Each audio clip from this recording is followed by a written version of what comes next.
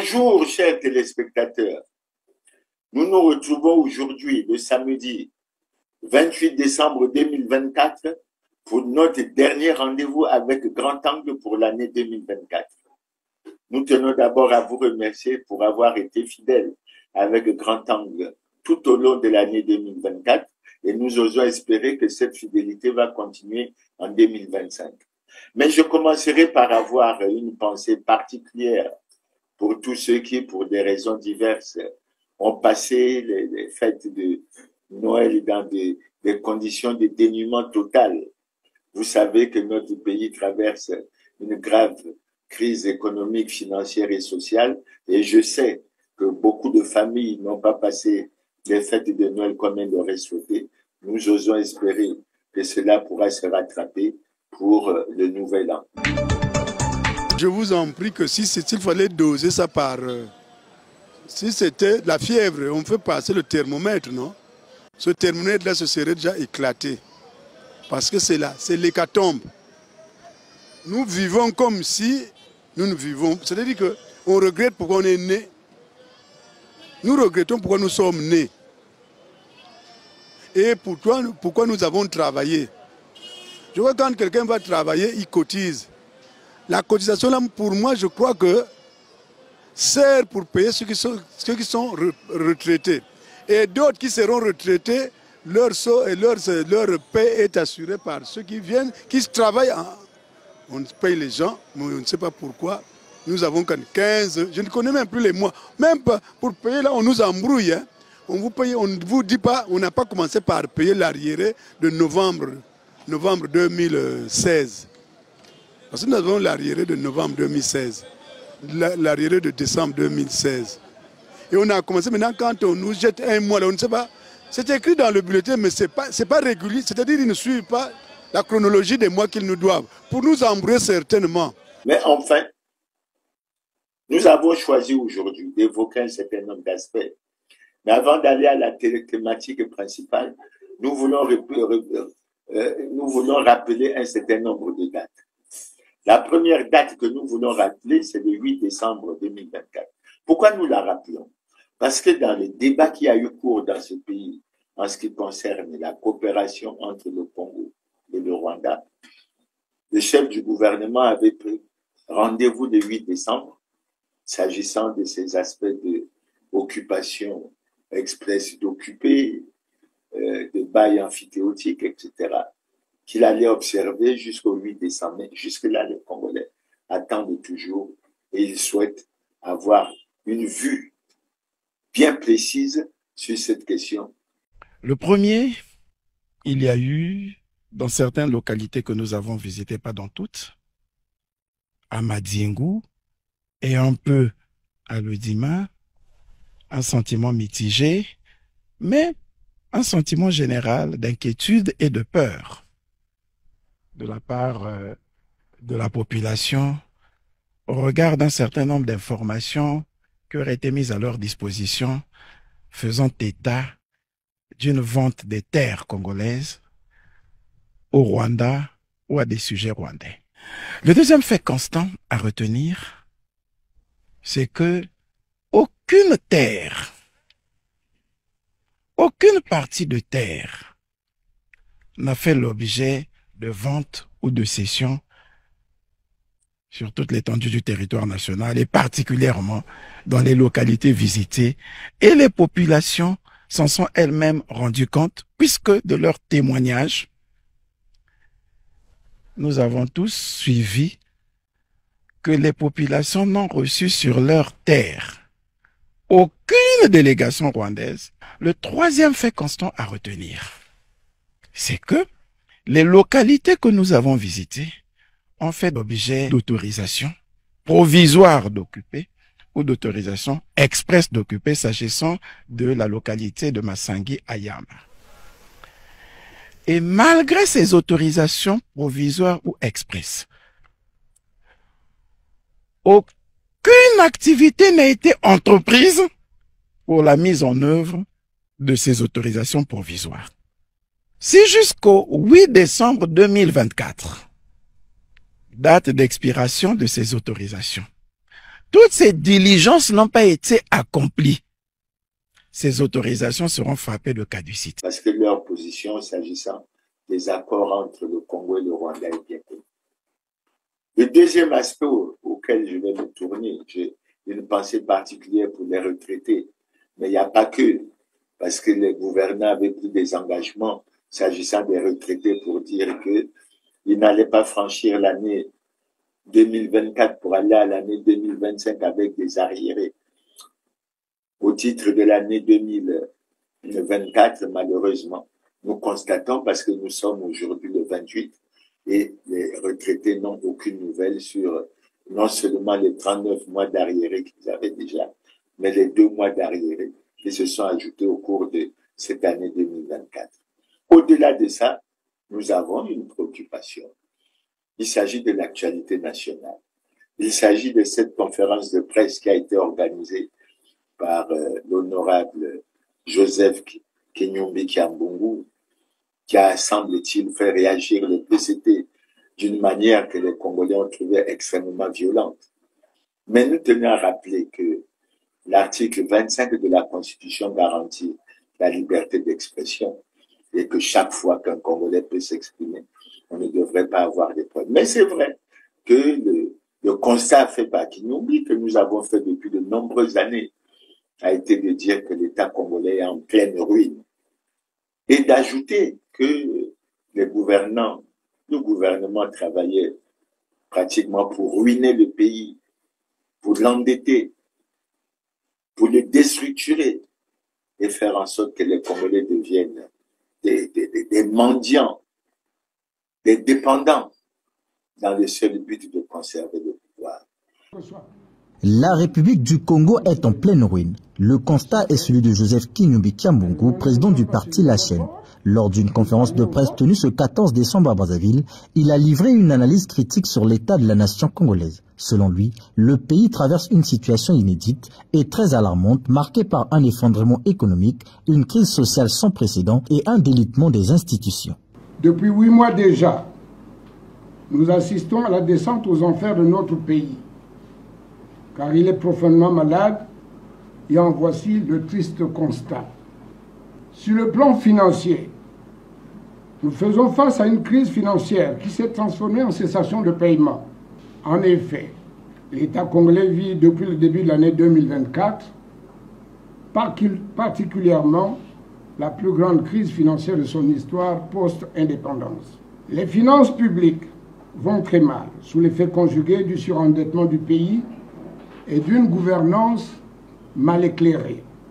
Ce surendettement explique malheureusement aujourd'hui la multiplication des problèmes d'insolvabilité et de défaut de liquidité qui ont plutôt servi à enrichir les hommes du pouvoir et les écuries en vue de la conservation du pouvoir en se transformant en un état de fausse cessation de paiement. Les choix gouvernementaux suscitent des doutes notamment en lien avec le discours du président Denis Sassou Nguesso sur l'état de la nation prononcé le 28 novembre dernier. Le président de la Chaîne s'est à cet effet montré sceptique. Alors que le chef de l'État a prôné une réduction du train de vie de l'État, cet acteur politique dénonce des incohérences dans les actes du gouvernement. Le clou de la démonstration de l'aventure de ce gouvernement, au demeurant pléthorique, a été la prise de la décision purement politicienne, incohérente et inopportune du redécoupage territorial qui crée 3 nouveaux départements à un moment où on prêche la réduction du train de vie de l'État. Cette décision va malheureusement occasionner des dépenses d'équipement de ces entités, des frais de gestion administrative et financière des 3 départements et 3 communes, des indemnités pour 3 préfets, des sous-préfets, des frais de gestion des 3 conseils départementaux et leurs conseillers, des frais de gestion des 3 conseils municipaux et leurs conseillers, des indemnités pour les députés et les sénateurs et d'autres charges. Avec ce portrait sombre, Kinyumbi Kiambungu émet des réserves sur les priorités du gouvernement et formule des recommandations qu'il qualifie d'urgentes pour redresser le pays. Il faut placer le Congo en soins intensifs.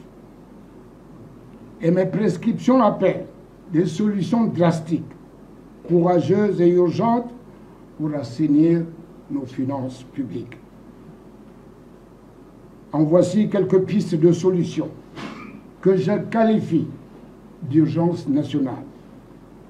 Premièrement, diminuer drastiquement le train de vie de l'État par le passage de l'actuel gouvernement pléthorique de 40 membres à un gouvernement de 25 membres au maximum, pour voir un peu mieux les choses dans une bien meilleure perspective.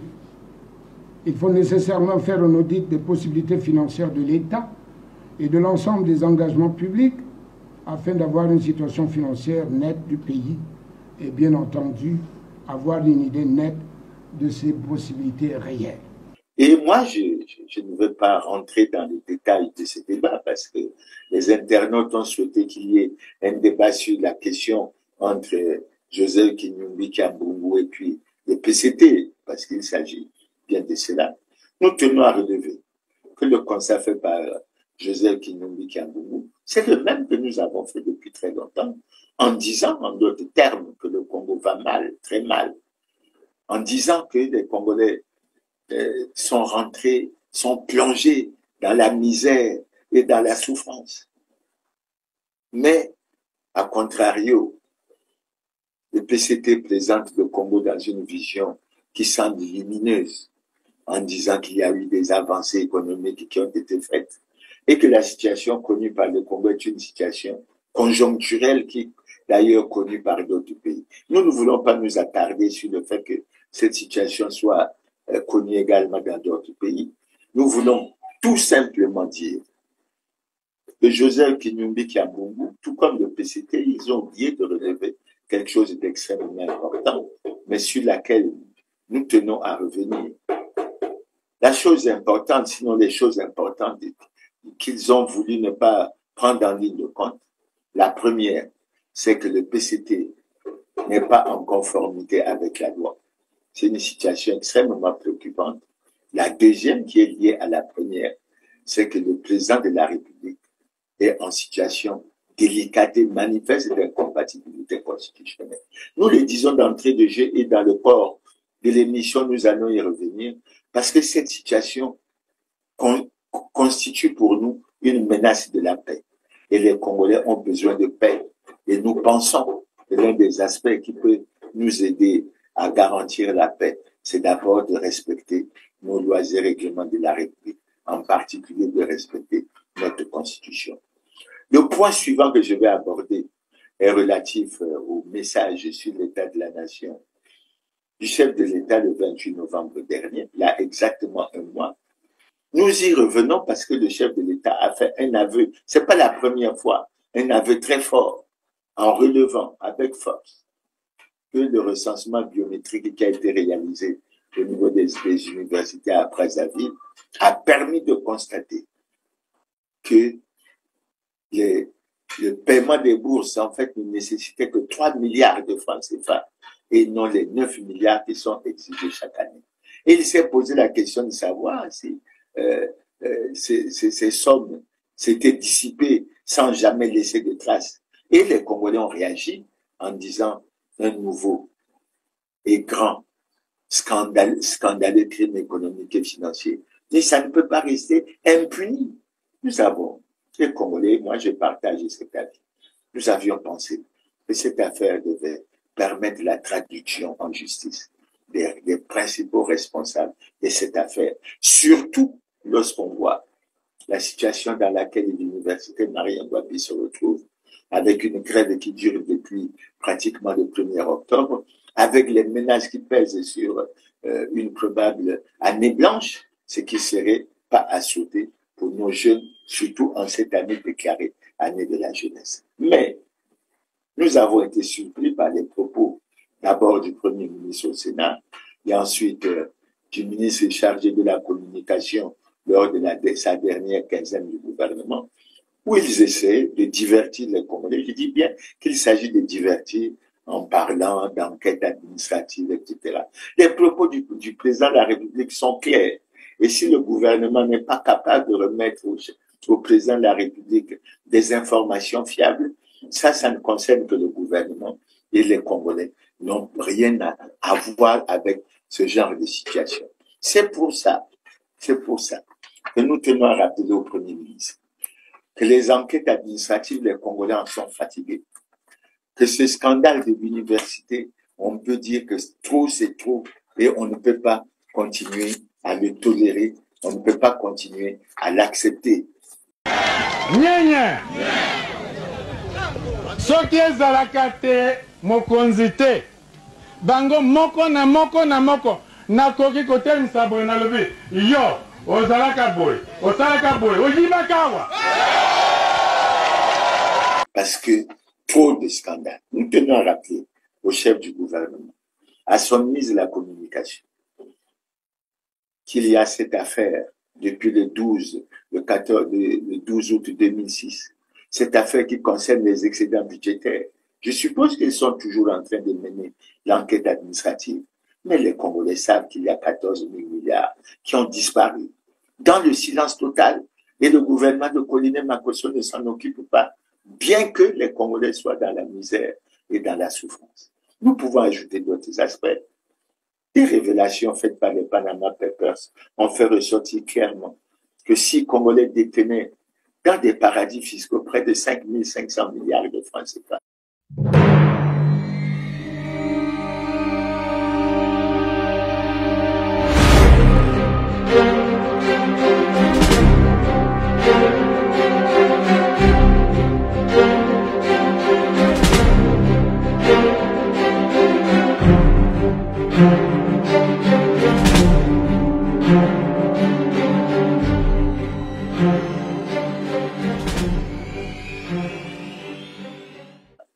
Du côté du gouvernement, on a assisté à un silence curieux, comme s'ils étaient satisfaits de cette manière et de voir les Congolais souffrir.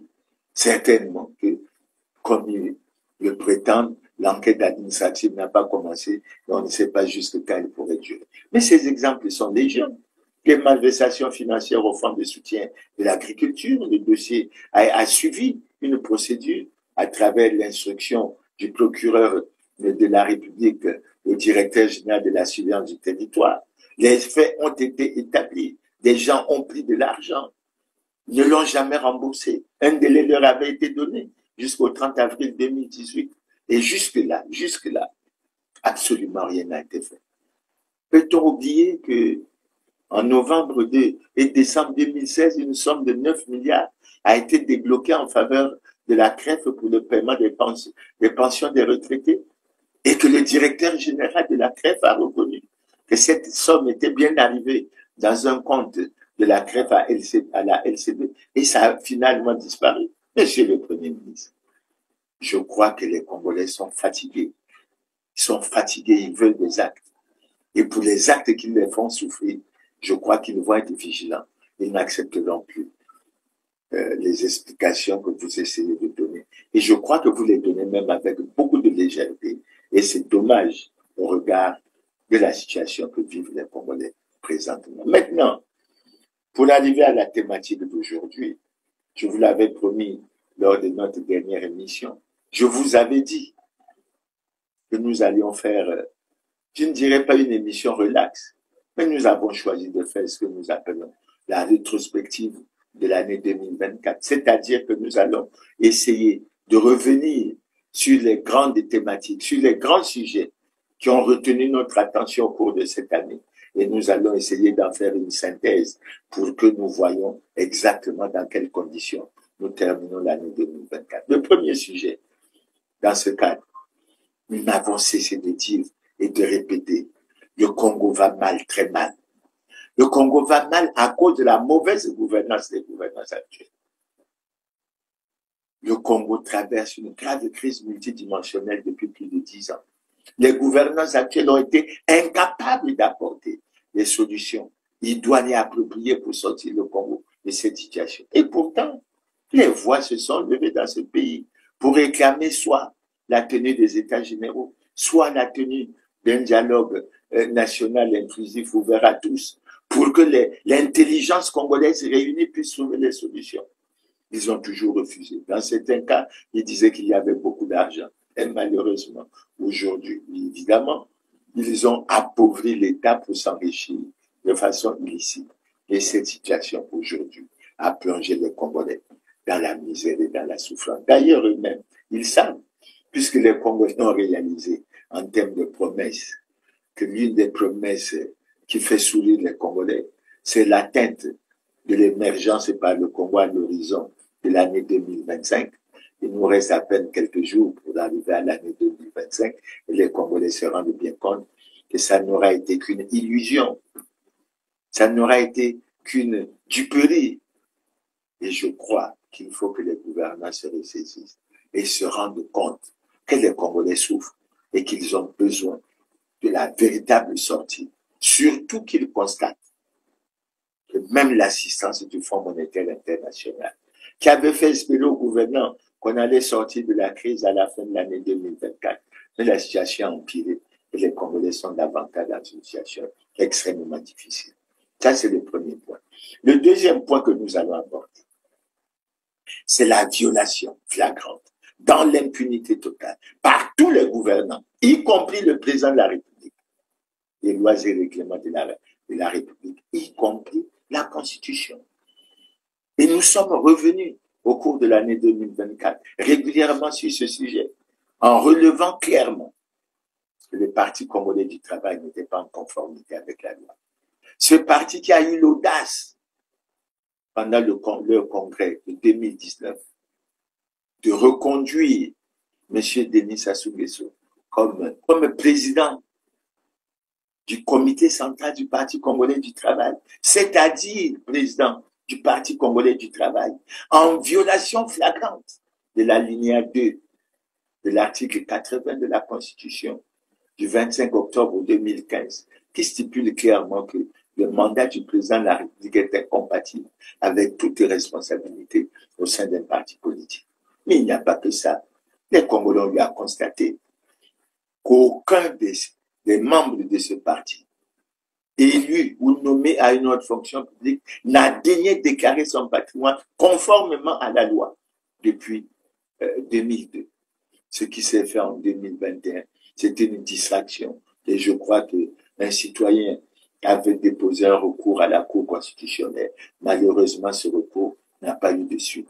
Nous sommes dans cette situation. Mais la chose curieuse, c'est qu'en plus, le Parti congolais du travail a violé l'article 26 de la loi sur les partis, qui dit que les partis politiques ont le devoir de se conformer à la Constitution. L'ayant violé, il devait être soumis à la sanction, qui devait être prononcée par un arrêté du ministre chargé de l'administration du territoire, c'est-à-dire le ministre de l'Intérieur. La sanction n'a jamais eu lieu. Mais curieusement, le ministre de l'administration du territoire, le ministre de l'Intérieur, a cru bon de signer des textes, parmi lesquels l'arrêté 13 205 du 21 octobre 2020, déclarant le Parti congolais du travail qui n'est pas en conformité avec la loi, conforme à la loi. Il s'agit là de la tricherie, de la fraude, du faux et de l'usage de faux. Et c'est comme ça.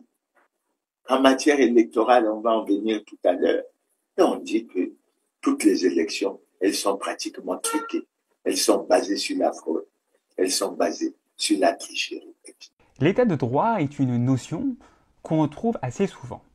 Cependant, il est assez fréquent d'ailleurs qu'on n'arrive pas très bien à saisir, à savoir à quoi ça renvoie, à quoi ça correspond. Alors essayons dans cette vidéo d'en donner une définition.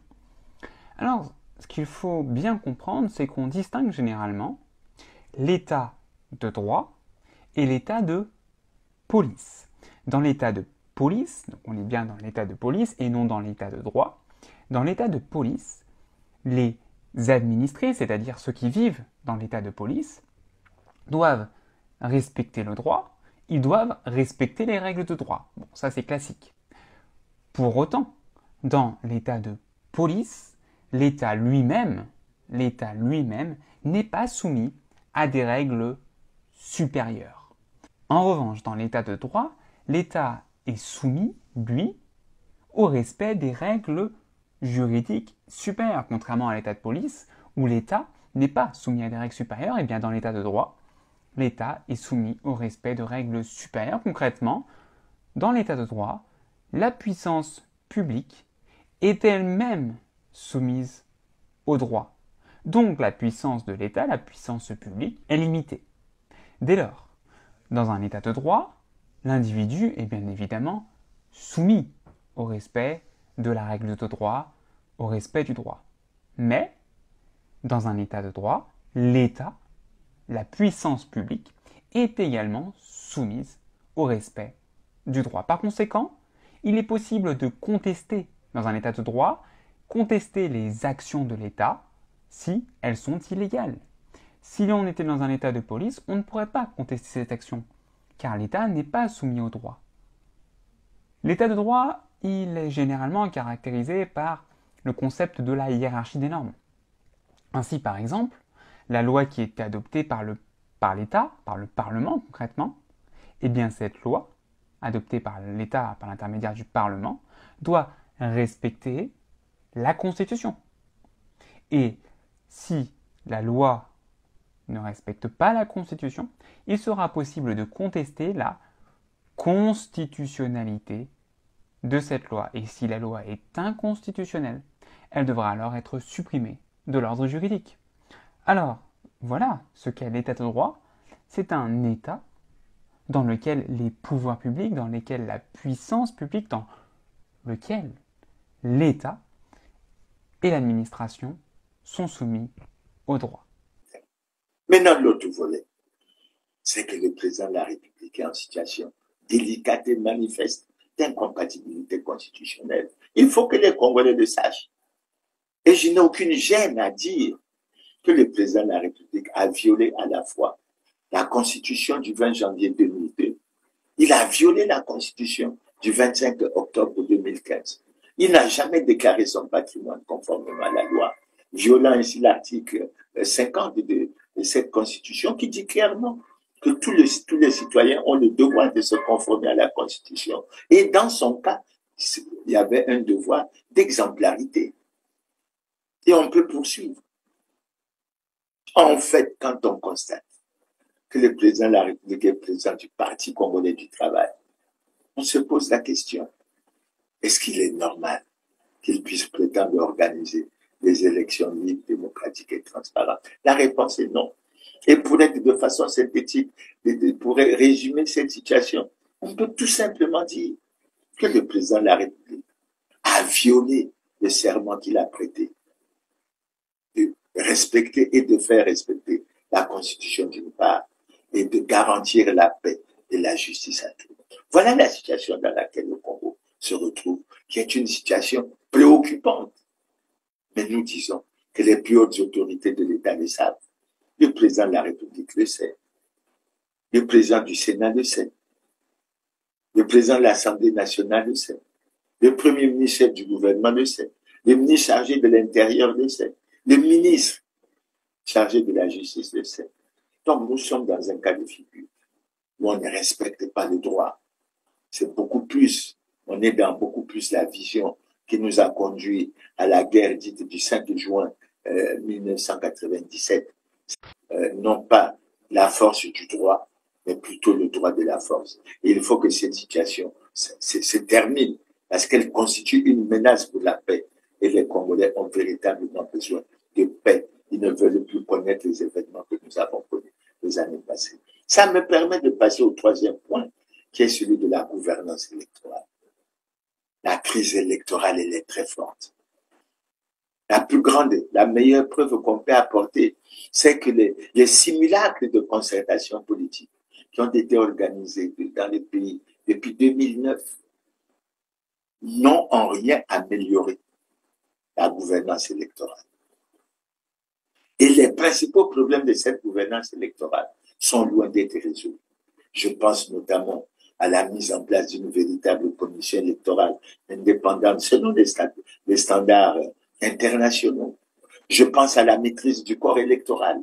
Je pense à la fiabilité des listes électorales. Je pense au plafonnement des dépenses de campagne. Je pense à la refonte de la loi électorale. Et il y a bien d'autres mesures qui peuvent être prises et qui devraient permettre de faire avancer. Mais Cette situation s'est aggravée, mais elle s'est aggravée par les résultats du 5e recensement général de la population qui a été réalisé en 2023, pour lequel on pensait qu'on allait avancer au plan de la biométrie. Patatras, tout a échoué. Il s'agit là d'un recensement qui nous a donné des faux chiffres. Des faux chiffres qui nous permettent de constater que par rapport à la partie sud du pays, on vit une baisse, sinon une stagnation de la population, sans donner les explications claires. Par contre, on est surpris de la force haute hausse de la population dans la partie septentrionale du pays.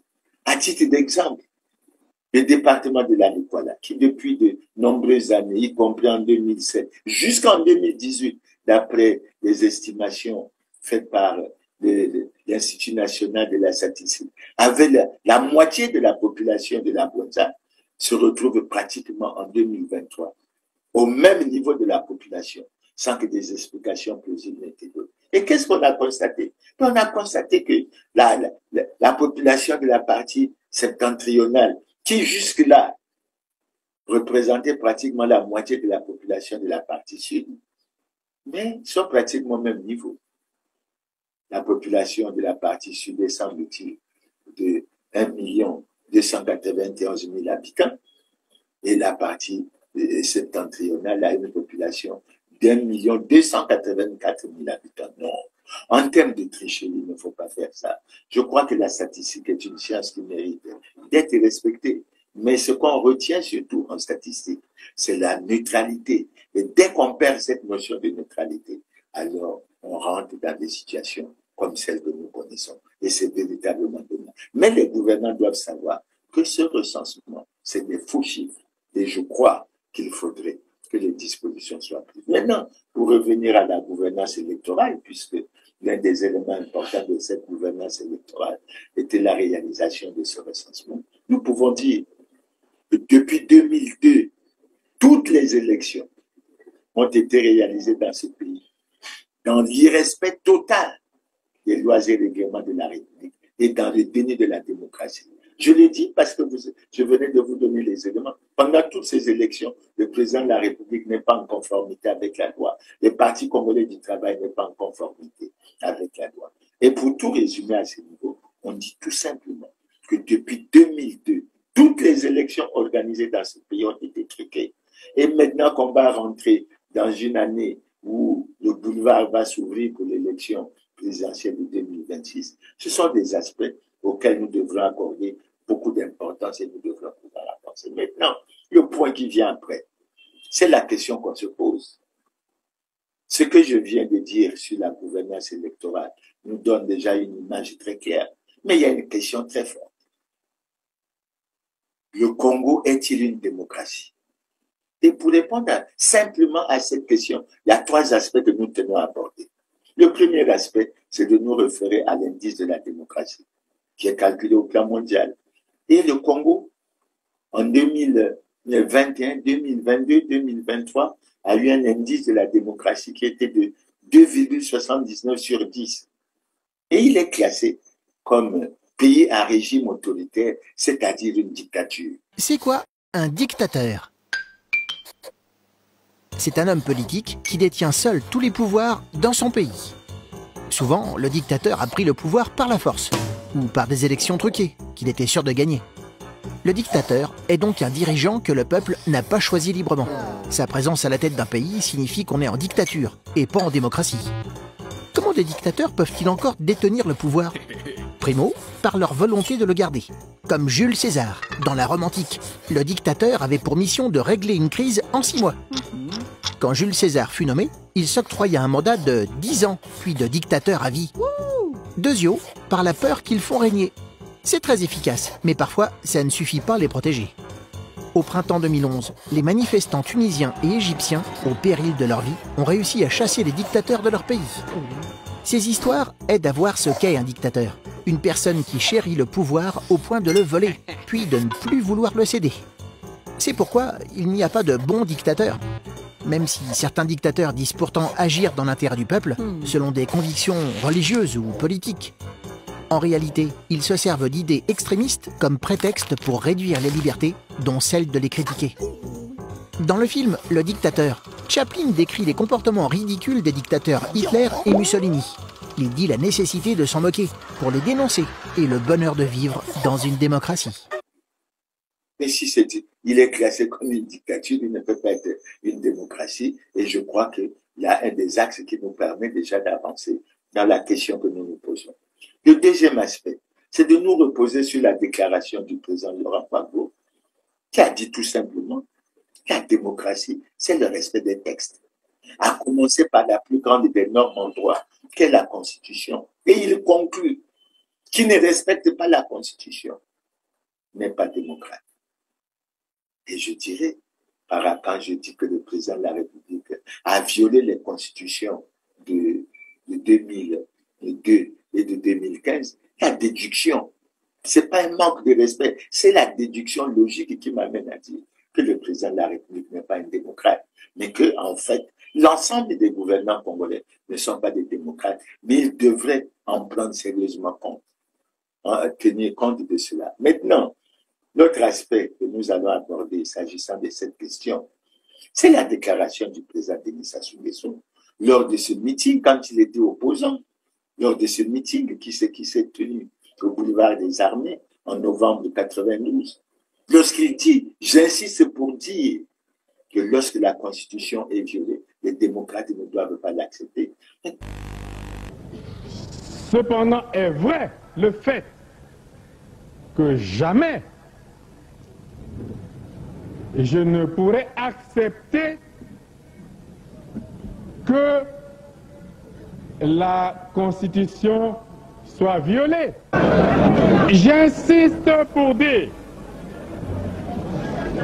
que lorsque la Constitution est violée, les démocrates ne doivent pas l'accepter. Lorsque les gouvernants violent la Constitution, est-ce que les démocrates doivent l'accepter? Maintenant, pour conclure rapidement sur cette question, nous avons suffisamment des éléments pour dire que le Congo n'est pas une démocratie. Mais il faut qualifier le Congo. Le Congo, c'est une démocrature.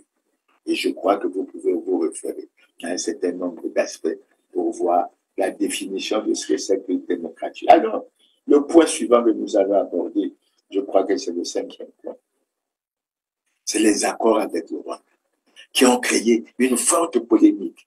Mais nous avons été surpris que les gouvernants, après l'échec de cette communication que Colline Makosso a entrepris avec le ministre Thierry Mungala et le ministre Mabiala, les gouvernants ont choisi de parler de manipulation, de polémique politicienne, de rwandophobie, etc. Non.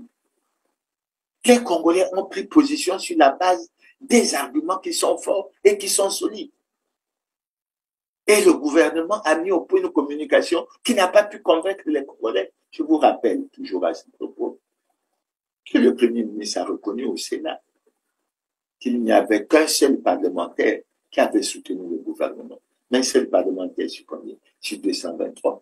Mais au-delà de l'aspect de ce parlementaire, les Congolais ont développé une argumentation et les gouvernants n'ont pas été capables d'apporter les solutions aux questions qui étaient posées. La première question, avec les éléments qu'on détenait, qui ment entre le Congo et le Rwanda? Le Congo n'a jamais pu apporter la réponse à cette question. Et cette question a une conséquence. Est-ce qu'on peut soutenir et continuer avec une coopération qui est basée sur le mensonge? La réponse est non. Bonjour et bienvenue à la grande édition de la télévision. Nous sommes le 30 mars dernier. Un reportage de la télévision rwandaise crée une panique au Congo. Le Congo-Brazzaville a offert au Rwanda des terres plus grandes que la ville de Kigali pour être exploitée. Les journalistes racontent comment les Rwandais vont prendre possession et exploiter des terres au Congo pour leurs activités agricoles. Deux terrains qui appartiennent désormais au Rwanda avec une superficie combinée de 980 km². Nous avons fait une étude de faisabilité et ce projet est désormais en cours. Mais il ne fait aucun doute que le marché est une véritable potentialité. Des terres offertes au Rwanda, l'affaire fait grand bruit, inquiète fortement les populations, notamment celles des départements cités. Poul, Bwenza, Kwilu, Nyari. Tout démarre d'un rapprochement entre Congo et Rwanda avec ces rencontres entre les présidents Sassou et Kagame en 2022. Des accords cadres sont signés, tels que celui-ci. Il prévoit la possibilité de réaliser des contrats entre les deux pays. Celui-ci a été signé entre les deux ministres de la coopération internationale. L'exploitation de terre serait donc le premier cas concret. Scandale sur place, les agriculteurs locaux ne veulent pas céder leurs parcelles au Rwanda. Nous ne sommes pas satisfaits. Si cette compagnie qui a envie de venir, c'est une compagnie rwandaise, pourquoi? Si c'est une compagnie rwandaise, on ne peut pas accepter. La deuxième question que l'on s'est posée, sur la base de quels critères et de quelles études les sites choisis n'ont été localisés que dans la partie sud du pays, qui n'a qu'une superficie de 106 000 km² sur les 342 000 km² que compte notre pays. En plus, dans les zones frontalières avec la République démocratique du Congo et l'Angola. Autre question qui s'est posée. Comment a-t-on fait pour choisir le Rwanda sans appel d'offres, alors que le Rwanda n'a pas une expérience avérée en matière de culture du ricin, qui est une culture reconnue et dangereuse par sa toxicité. Et ensuite, le Rwanda ne fait pas partie du top 10 des pays agricoles africains. Et un autre aspect qu'il ne faut pas laisser de côté, les Congolais ne veulent pas que leurs terres servent à ce que le Rwanda se procure des ressources financières pour continuer la guerre et continuer à perpétrer les massacres à l'est de la République démocratique du Congo. Les Congolais n'en veulent pas. Et enfin, parmi tant d'autres éléments, cette ingérence inacceptable du Rwanda dans les affaires intérieures du Congo, avec l'intervention que les Congolais n'ont pas du tout appréciée. Intervention du ministre des Affaires étrangères et de la coopération internationale. Intervention de l'ambassadeur rwandais en République du Congo. Et ils ont même eu l'audace de prétendre qu'ils allaient venir faire la pédagogie aux Congolais. Non. Et ça, sous le curieux silence des autorités congolaises. Quand bien même, la société civile a mené une démarche auprès du ministre congolais des Affaires étrangères, de la francophonie et des Congolais de l'étranger, pour que l'ambassadeur soit déclaré persona non grata. Ça a été suivi d'un silence complet. Les Congolais en ont déduit qu'il y avait un agenda caché, qu'il y avait complicité, et qu'on ne pouvait pas soutenir cette démarche. Ce n'était pas du tout normal. C'est pour ça que dans leur ensemble, les Congolais, tant de l'intérieur que de l'extérieur, ont dit non à la vente de nos terres, non à la cession de nos terres, sous quelque forme que ce soit aux Rwandais. Oui à l'annulation pure et simple de ces accords. Mais figurez-vous que l'État nous a donné raison. Parce que par la suite, la crise mozambicaine, avec tout ce qui s'est passé au Mozambique, avec les appels lancés par les Mozambicains pour que les Rwandais quittent leur territoire, après que les Mozambicains aient découvert que cette coopération leur posait beaucoup de problèmes. Mais cela n'a fait que conforter les Congolais dans la position qu'ils ont prise. Nous constatons que les gouvernants ne sont pas en harmonie avec les Congolais. Mais nous disons aux gouvernants, il faut qu'ils s'alignent sur la position qui est la nôtre. Et nous n'avons aucune raison de baisser les bras là-dessus. Maintenant, le point qui vient après, qui est en fait lié, c'est le complot international contre le Congo. Cette affaire nous a beaucoup préoccupés. Il s'agit de quoi? Il s'agit des révélations faites par Laurent Sokoko, un citoyen angolais qui aurait assisté à l'audience que le président Dos Santos avait accordée à Denis Christel Sassou Nguesso, ministre actuellement, fils du président de la République. Et au cours de cette rencontre, Denis Christel Sassou Nguesso s'est permis de dire au président Dos Santos que son père ne travaillait pas bien. Son père ne travaillait pas bien. que les Congolais ne l'aimaient pas. Et qu'il ne fallait pas se fier à cette image qu'il essaie de donner au plan extérieur pour essayer de renforcer son pouvoir au plan intérieur. Et il a ajouté qu'ils avaient un problème, c'est celui de la conservation du pouvoir, celui de la conservation du pouvoir par le Parti congolais du travail. Et enfin, pour être clair, il a sollicité du président Eduardo dos Santos son soutien et son appui, comme il avait accordé à son père en 1997, pour qu'il renverse son père et qu'il puisse occuper le fauteuil présidentiel. C'est une situation extrêmement grave, extrêmement préoccupante. Moi, maître, moi je ne savais pas. Quand on arrive, même les gens qui étaient avec lui dans les délégations, ils ne savaient même pas. Ils ne savaient même pas. Et quand on est arrivé sur le terrain, les données changent. Les données changent. Mais maître, moi j'ai tout. J'ai tout, maître. J'ai tout chez moi. Hein? L'histoire des coups d'État, il a évoqué ça sur le terrain. Il ne peut pas évoquer ça à Brazzaville. Quand il est arrivé sur le terrain, c'est pour cela qu'il a évoqué l'histoire des coups d'État. Donc le président dos Santos avait raison de se poser des questions si effectivement... Mais moi, je te garantis, le président dos Santos a lu, il a dit Nasimba Makila ya Beni na maboko na ngai. Qui a même conduit le président dos Santos à poser la question à Laurent Sokoko de savoir si réellement c'était le fils de son ami et frère Denis qui pouvait venir lui demander d'aller se baigner du sang de son père pour que lui puisse prendre le pouvoir. Évidemment, la réponse, Sokoko a confirmé que c'était son fils. Mais devant la fin de non-recevoir donnée par le président Eduardo dos Santos, évidemment, Laurent Sokoko, qui a toujours déclaré qu'il était prêt pour venir apporter son témoignage, il nous a dit dans ses révélations que ça a poussé Denis Sassou Nguesso à se tourner vers le Rwanda, à se mettre sous le parrainage, tout comme Corneille Nangaa de Paul Kagame. Et pour beaucoup de Congolais, ça explique la situation que nous avons découverte et que nous connaissons au niveau des terres. Et curieusement, c'est là où nous nous posons des questions. Le PCT qui a réagi avec vigueur dès que Joseph Kinumbi Kyambungu a tenu sa conférence de presse. Mais sur ce genre d'aspect, le PCT est resté silencieux. Aucune institution de la République n'a osé lever la voix, alors qu'il s'agit d'un complot international contre le Congo, qui aurait pu encore plonger le Congo dans des situations difficiles, sans que l'on puisse s'en sortir encore une nouvelle fois. Nous exhortons le président de la République à ne pas observer le silence sur ce genre de questions. Les Congolais sont informés et les Congolais attendent.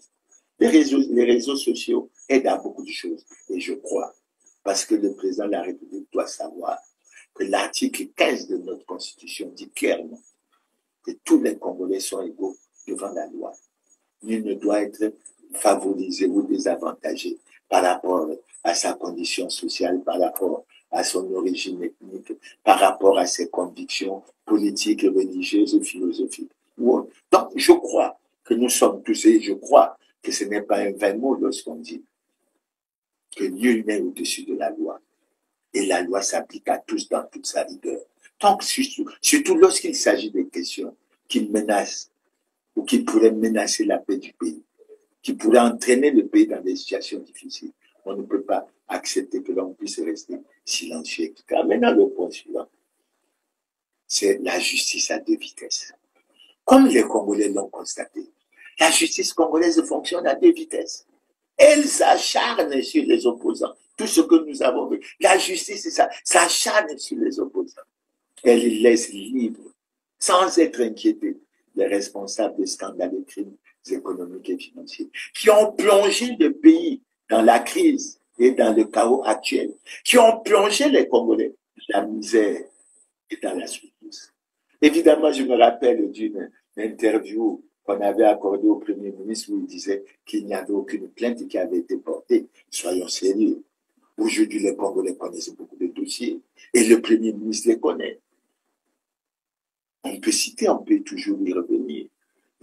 Les excédents des 14 000 milliards. Tout le monde sait que nous avons faim. On a de l'argent derrière la maison, mais pourquoi ne pas aller le chercher? Qu'est-ce qui nous empêche aujourd'hui d'aller chercher cet argent-là pour nous soulager aujourd'hui? Mais les générations futures dont on parle, aujourd'hui vous avez un enfant de 10 ans qui doit aller à l'école. Mais vous, le parent, vous ne pouvez pas l'aider à aller à l'école. Vous voulez que ce soit un enfant qui sera sacrifié?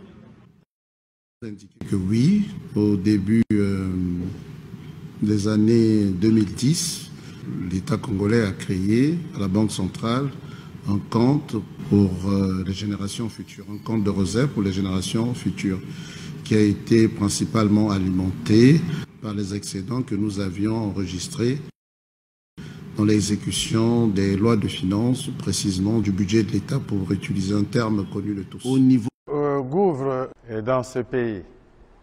Fallait-il d'abord construire la route ou bien acheter d'abord des voitures pour justifier la construction de la route?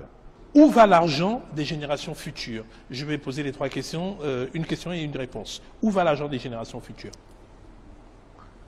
Si des générations futures, c'est qu'il est pour les générations futures et garder pour cela. Il existe une réserve aujourd'hui pour ces générations futures, Monsieur le Président? Mais c'est l'objet, non, du projet. Réserve pour les générations futures, oui. On peut parler des malversations financières au fonds de soutien à l'agriculture. On peut parler des pensions, la somme de 9 milliards représentant les pensions de novembre et décembre des retraités de la crève, etc. On peut parler plus proche du FIGADET, dans lequel une personnalité du gouvernement a été impliquée. On peut parler de ce document produit par les ONG qui fait ressortir clairement qu'entre 2020 et 2022, 160 milliards ont été détournés au ministère de l'État. Tout ça, c'est silencieux.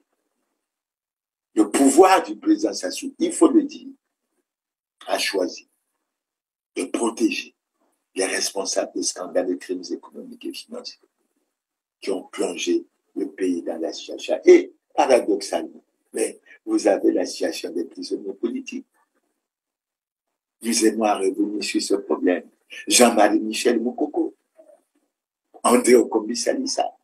S'agissant de ces deux cas, parce qu'ils ne sont pas les seuls prisonniers politiques, nous sommes assez souvent revenus, parce que les Nations Unies avaient intervenu pour demander, donner un avis, pour demander la libération de Jean-Marie Michel Moukoko et d'André Okombi Salissa.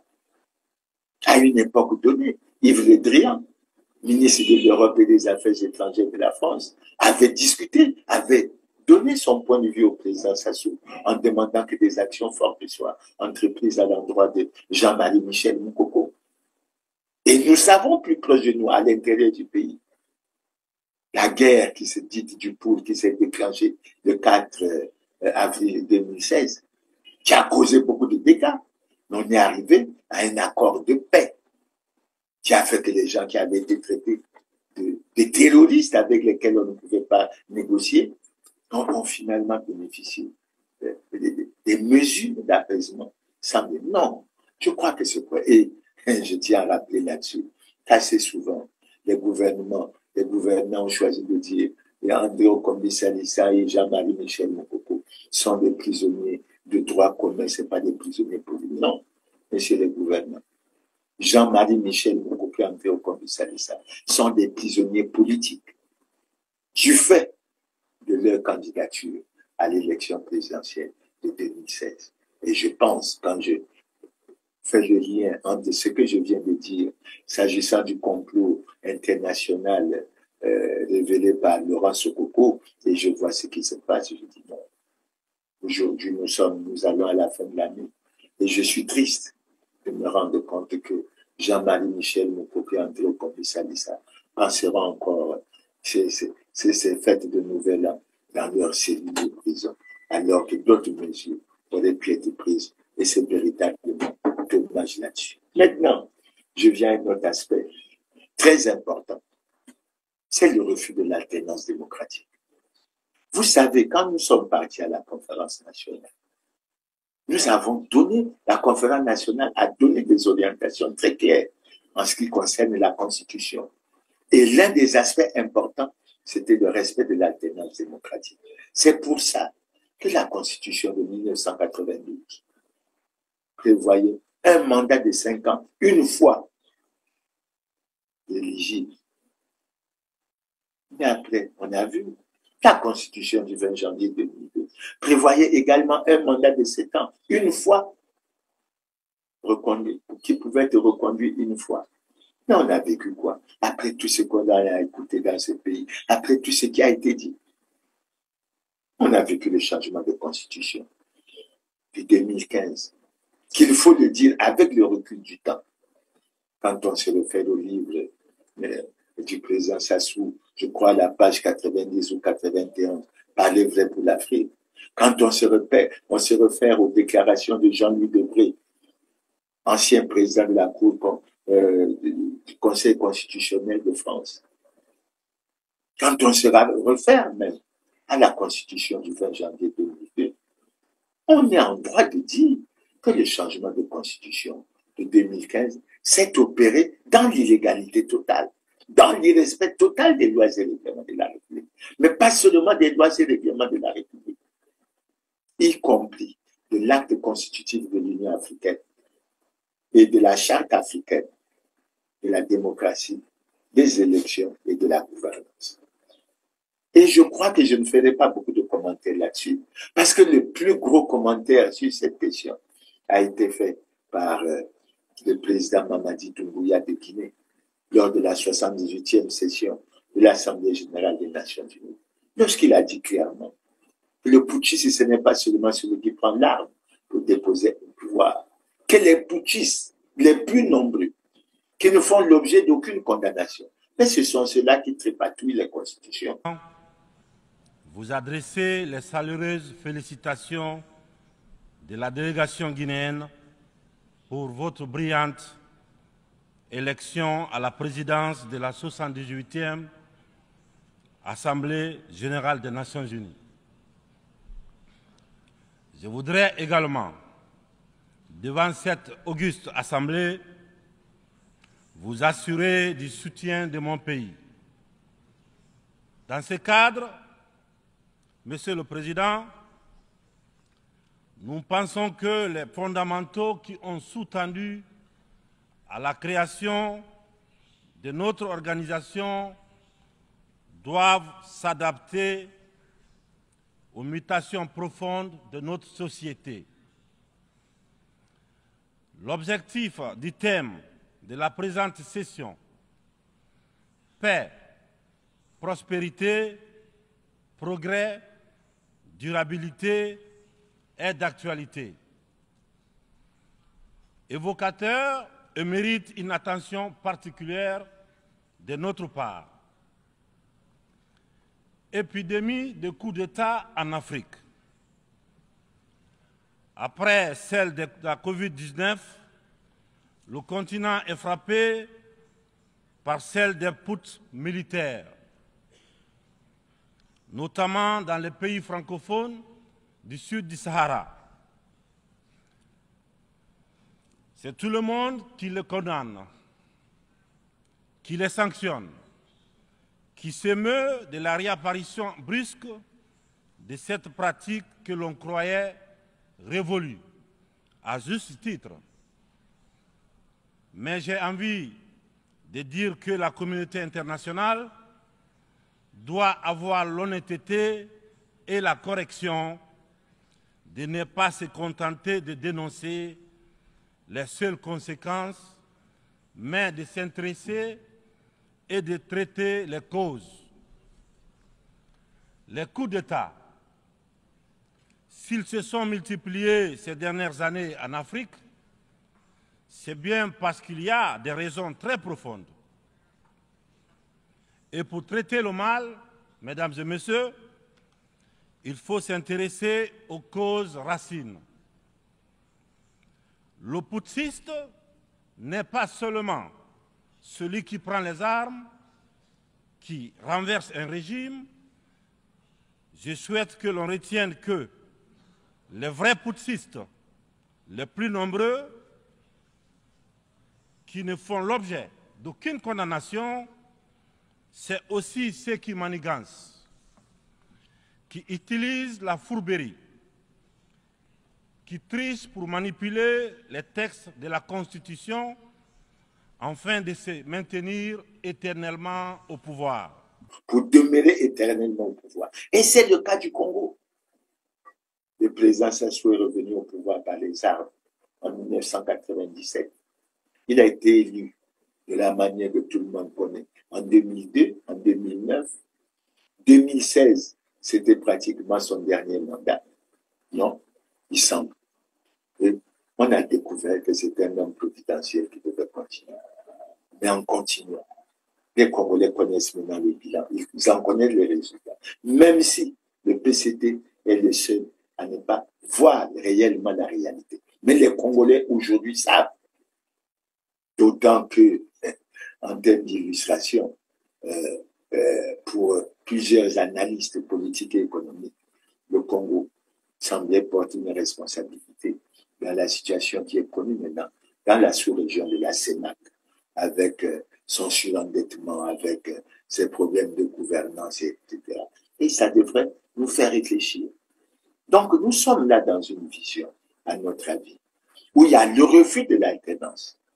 Le président Sassou au pouvoir depuis plus de 40 ans. Le bilan est connu. Mais les membres du PCT doivent savoir que si aux États-Unis, on avait permis au président Bill Clinton d'avoir un troisième mandat, il aurait été élu. Son bilan était fortement positif. Si on avait permis au président Barack Obama d'avoir un troisième mandat, il l'aurait obtenu. Son bilan était positif. Donc, ces idées que l'on développe, des gens qui savent. Mais il y a la continuité de l'État. Il y a la continuité de l'État. Et malgré tout, il faut que les textes soient respectés. Donc, en ce qui concerne cet aspect de refus de l'alternance, c'est dommage pour le Congo. Mais moi, je suis de ceux qui se battront pour que le problème de l'alternance démocratique soit remis en place et que nous allions vers un mandat de je ne sais pas combien d'années, mais renouvelable une seule fois. Et je crois, d'ailleurs, et c'est là que je terminerai mon propos sur cette question, tous les pays de la sous-région de l'Afrique centrale sont des pays où les dirigeants ont mis le plus longtemps au pouvoir, mais où malheureusement les populations sombrent dans une misère et une souffrance à la fois indescriptible et intolérable. Maintenant, ça me permet de passer à la notion de conservation du pouvoir. Parce qu'en 2025, c'est ce que nous allons vivre, la conservation du pouvoir. Anatole Koliné-Makosso a lancé en juin 2023 à Paris que le président Sassou pouvait se représenter en 2026 et que lui, Koliné-Makosso, travaillait pour cela. Mais en tant que Premier ministre, Koliné-Makosso sait que le président de la République n'a jamais déclaré son patrimoine.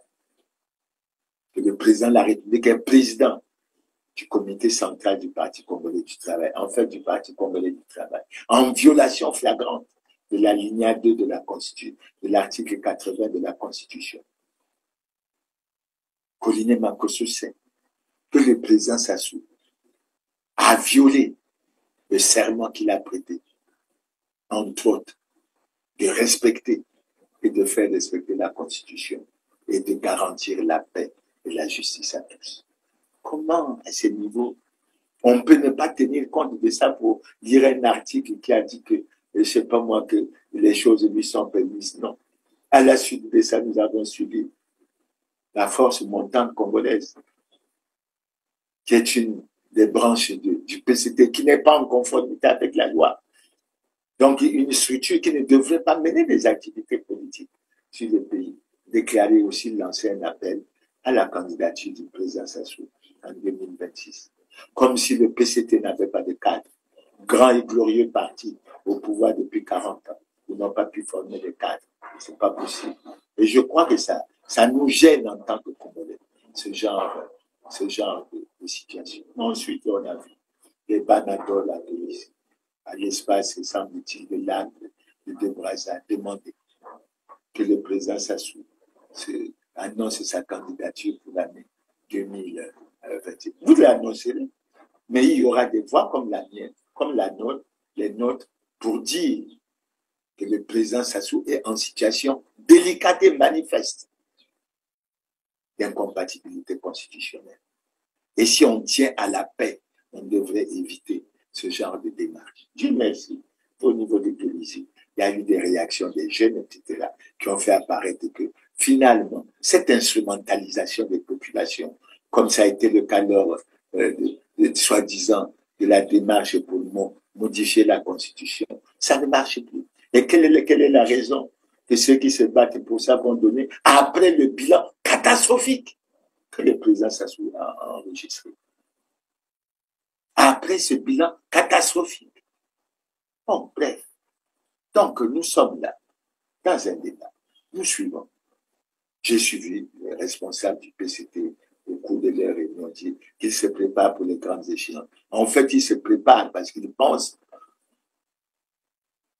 qu'ils vont toujours et toujours écraser les Congolais et en imposer. Nous demanderons aux Congolais d'avoir le courage cette fois-ci, de s'exprimer.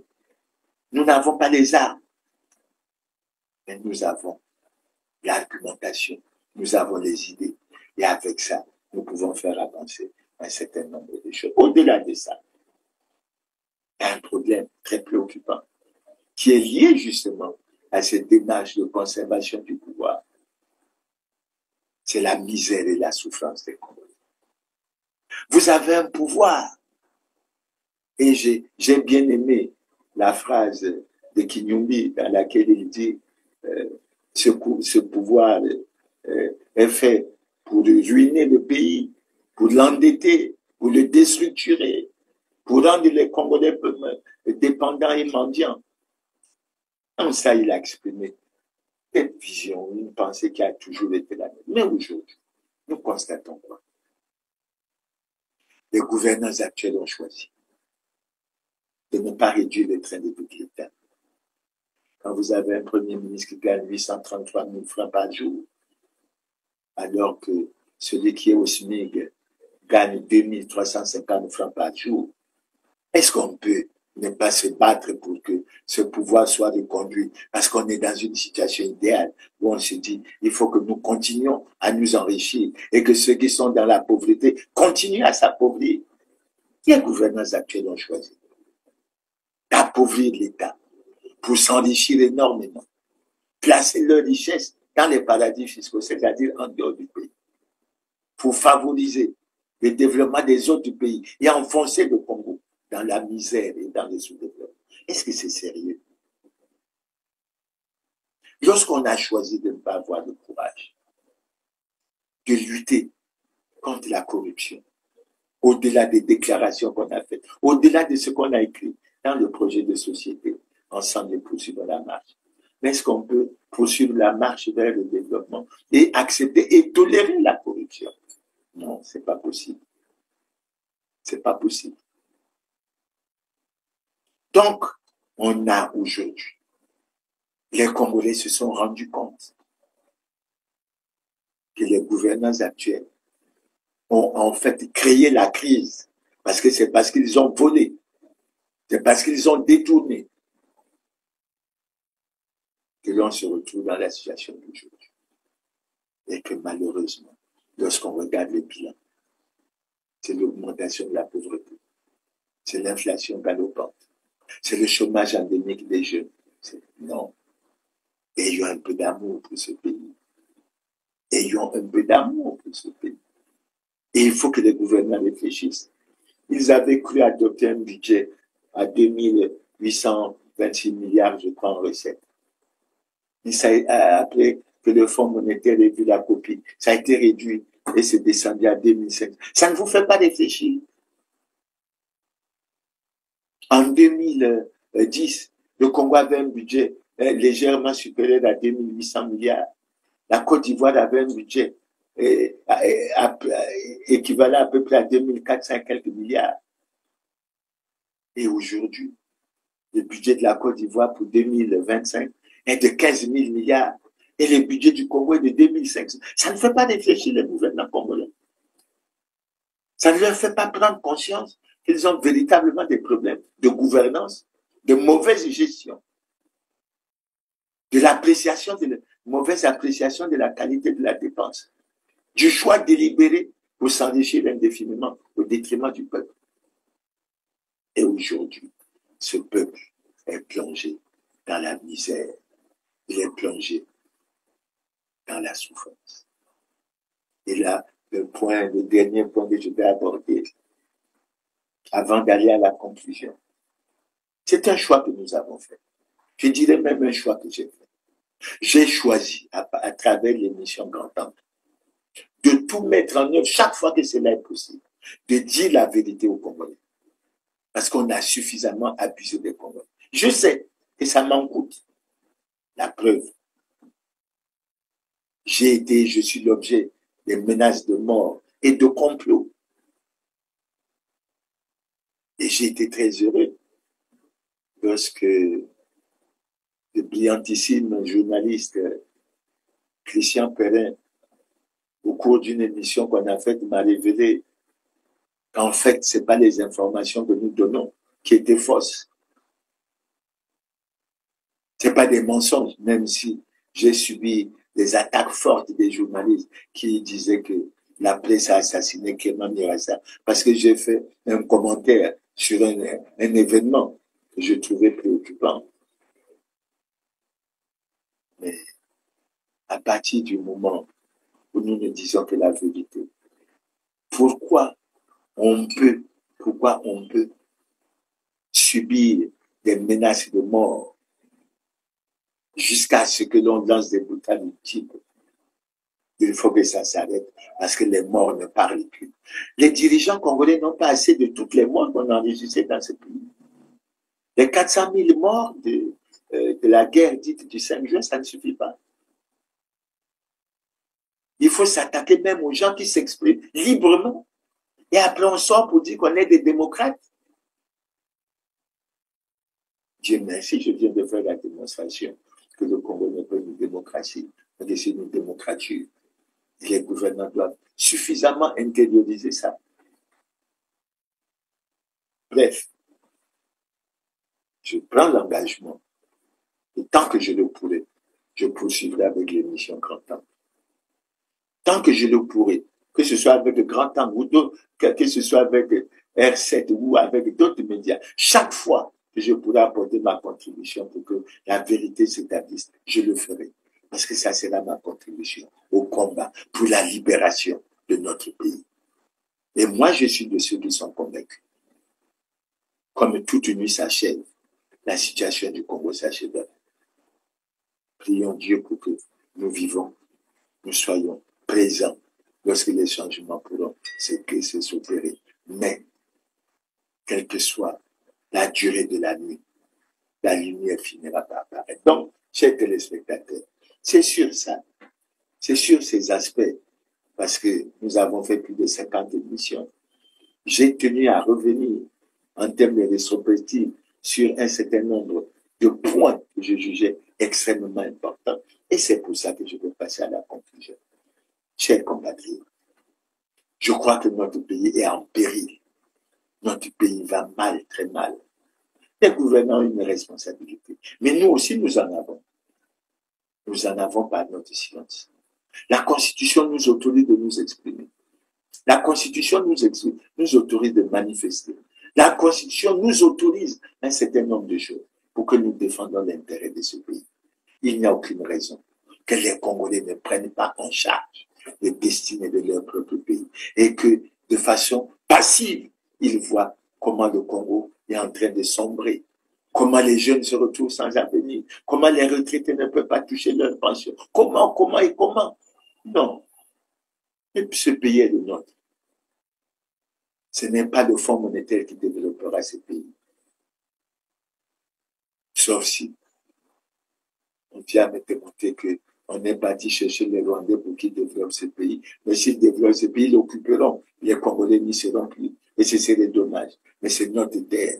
Et nous avons la responsabilité de tout mettre en œuvre pour la garder. Donc, chers téléspectateurs, je prends devant vous l'engagement de poursuivre cette émission. Je pense, puisqu'on est à l'orée de la nouvelle année, vous souhaitez mes meilleurs vœux pour le nouvel an, espérez que nos conditions vont s'améliorer au cours de l'année 2025. Et j'ai beaucoup pensé à vous.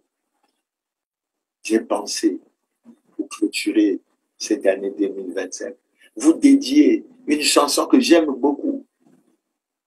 Une chanson que j'aime beaucoup. Elle est d'Alpha Blondy.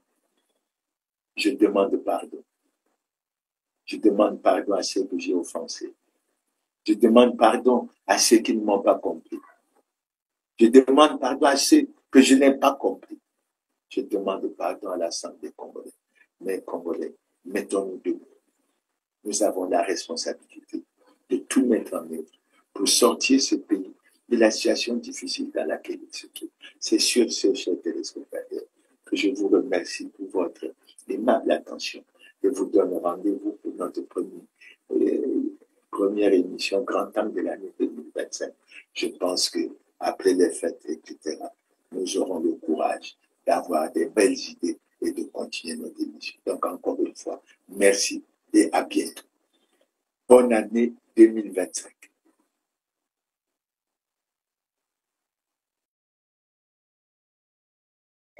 Et à la prochaine.